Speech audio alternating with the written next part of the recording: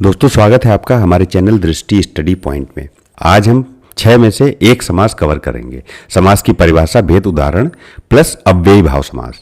आइए शुरू करते हैं। दोस्तों, समास की परिभाषा अगर हम समझना चाहें तो उसको इस तरह से समझ सकते हैं। समास का मतलब होता है छोटा रूप, अर्थात जब दो या दो से अधिक शब्दों से मिलकर एक नया और छोटा शब्द बनता है तो उसे हम समास कहते हैं। इसको और आसान से अगर समझना है तो हम ये कह सकते हैं कि समास वो क्रिया है जिसके द्वारा हिंदी में कम से कम शब्दों में अधिक से अधिक अर्थ प्रकट किया जा सके। जैसे अगर हमको लिखना है राजा का पुत्र, तो अगर इसको हम छोटे से छोटे शब्द में लिखेंगे तो यहां लिखेंगे राजपुत्र। तो राजपुत्र क्या है? एक सामासिक शब्द है। रसोई के लिए हम क्या लिखेंगे? रसोई के लिए हम रसोई घर लिखेंगे। रसोई घर एक छोटा शब्द है, इसलिए इसको समास कहेंगे। राजा का पुत्र मैंने आपको बताया है अभी। समास में दो पद होते हैं। समास रचना जो होती है उसमें दो पद होते हैं। एक पूर्व पद जो पहले वाला होता है उसे पूर्व पद कहा जाता है, और दूसरा जो होता है उसे हम उत्तर पद कहते हैं। और इन दोनों से जो नया शब्द बनता है उसे समस्त पद कहते हैं या समास कहते हैं। जैसे रसोई के लिए घर, जो पहले भी एक बार एग्जाम्पल दे चुके हैं हम इसका, रसोई घर होता है। हाथ के लिए कड़ी जो होती है उसे हथकड़ी बोलते हैं। नीला है जो कमल, उसका जो सामासिक शब्द बनेगा नील कमल बनेगा। राजा का पुत्र राजपुत्र होता है। नियमों से जो निर्मित शब्द होता है उसे सामासिक शब्द कहते हैं, जो मैं अभी आपको बता रहा हूं। जैसे कि रसोई के लिए घर, इसका जो रसोई घर ये शब्द बना है इसे हम सामासिक शब्द कहते हैं। जब सामासिक शब्द बनता है तो इसमें से जो चिन्ह होते हैं वो हट जाते हैं, लुप्त हो जाते हैं, परसर्ग बोलते हैं जिन्हें। जैसे कि रसोई के लिए घर, अब इसमें से के लिए हट जाएगा तो रसोई घर हो जाएगा। उसी तरह से हाथ के लिए कड़ी, तो इसमें से के लिए हट जाएगा, वो हथकड़ी हो जाएगा। राजा का पुत्र, का हटेगा, राजपुत्र हो जाएगा। एक चीज और यहाँ पे नोट करने वाली है, जो ये समस्त पद जिसको बोल रहे हैं उसको हम सामासिक शब्द भी कहते हैं, और जो एक शब्द बनता है उसे समास भी कहते हैं। तो ये तीनों एक ही चीज है, इसमें कंफ्यूज नहीं होना है। समास विग्रह को समझते हैं क्या होता है। सामासिक शब्दों के बीच के संबंधों को स्पष्ट करना समास विग्रह कहलाता है। विग्रह के पश्चात सामासिक शब्दों का लोप हो जाता है। जैसे राजपुत्र है, ये है सामासिक शब्द। अगर इसको हम अलग अलग कर देंगे और हम बोलेंगे कि राजा का पुत्र है, तो राजा का पुत्र समास विग्रह हो गया, यहां पर कोई सामासिक शब्द नहीं बचा। तो वही कह रहे हैं यहां पे कि सामासिक शब्दों के बीच संबंधों को स्पष्ट करना समास विग्रह कहलाता है, और विग्रह के पश्चात सामासिक शब्दों का लोप हो जाता है। तो सामासिक शब्द खत्म हो जाता है, और राजा का पुत्र आप इसको अगर आप बोलेंगे तो सामासिक शब्द यहां नहीं रह जाएगा। पूर्व पद और उत्तर पद, समास जो होता है इसमें दो पद होते हैं, पूर्व पद और उत्तर पद। पूर्व पद कौन सा होता है? जैसे यही राजा का पुत्र हम ले लेते हैं, राजा का पुत्र, और इसका जो सामासिक शब्द है वो है राजपुत्र। अब इसमें दो शब्द हैं, एक राज और एक है पुत्र। अब पहले पद को क्या कहेंगे?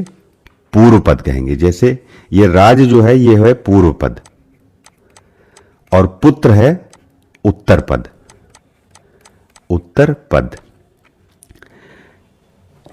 पूर्व पद और उत्तर पद।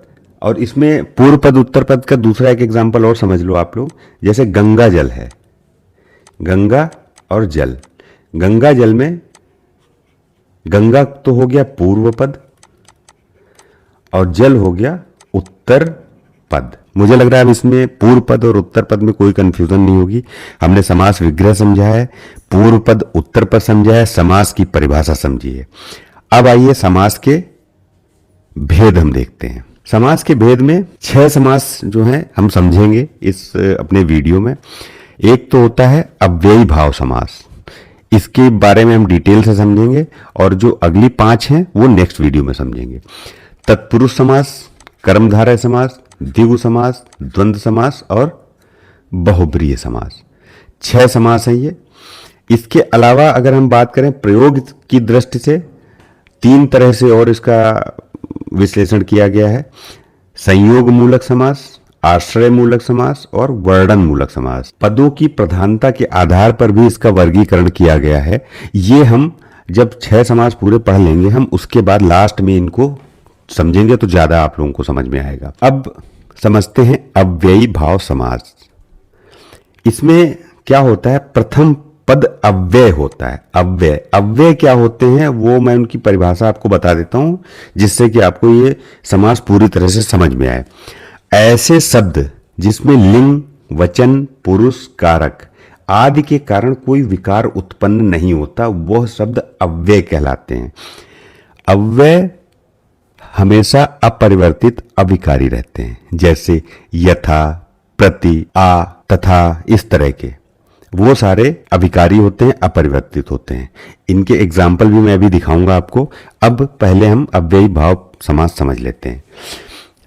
अव्यय क्या होते हैं, यथा, प्रति, जो समास में मेनली यूज होते हैं वो मैं बता रहा हूं। इनके और भी 8-10 एग्जाम्पल्स हैं, वो भी मैं आपको बाद में बता दूंगा। इसमें प्रथम पद अव्यय होता है और उसका अर्थ प्रधान होता है, उससे अव्ययी भाव समास कहते हैं। इसमें अव्यय पद का प्रारूप लिंग, वचन, कारक में नहीं बदलता है, वो हमेशा एक जैसा रहता है। दूसरे शब्दों में समझें, यदि एक शब्द की पुनरावृत्ति हो और दोनों शब्द मिलकर अव्यय की तरह प्रयोग हो, वहां पर अव्ययी भाव समास होता है। ठीक है। और संस्कृत में उपसर्ग युक्त पद भी अव्ययी भाव समास माने जाते हैं। आइए इसका एग्जाम्पल देखते हैं कोई सारे, तो ज्यादा समझ में आ जाएगा। जैसे यथा शक्ति।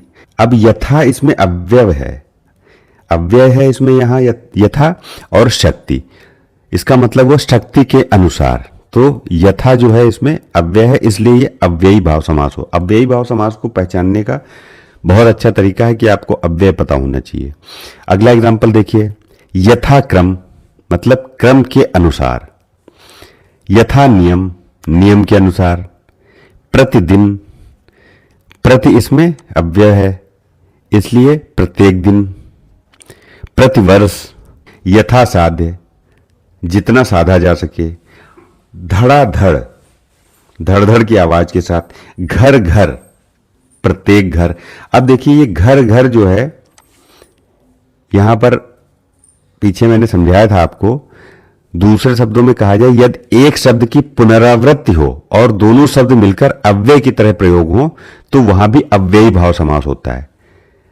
अब ये घर घर जो है उसी तरह से है, ये अव्ययी भाव समास है, याद रखिएगा। रातों रात, रात ही रात में, आमरण आ गया यहां पे, तो मृत्यु तक, यथा काम इच्छा अनुसार। तो अव्ययी भाव समास वो होता है जिसमें प्रथम पद प्रधान होता है और अव्यय होता है, उसको अव्ययी भाव समास कहते हैं। यथा, आ, प्रति, इस तरह के बहुत सारे अव्यय हैं, वो भी मैं आपको बता दूंगा बाद में। और जहां पे रिपीट हो रहा हो, जैसे घर घर है, रातों रात हो, तो ये अव्ययी भाव समास होते हैं। अब आगे के 5 समास हम नेक्स्ट वीडियो में समझेंगे। तब तक के लिए थैंक यू। और आप सब लोग जो लोग भी वीडियो देख रहे हैं टेलीग्राम से जुड़ें, जिससे कि ज्यादा से ज्यादा इसका फायदा उठा पाएं। Thank you very much.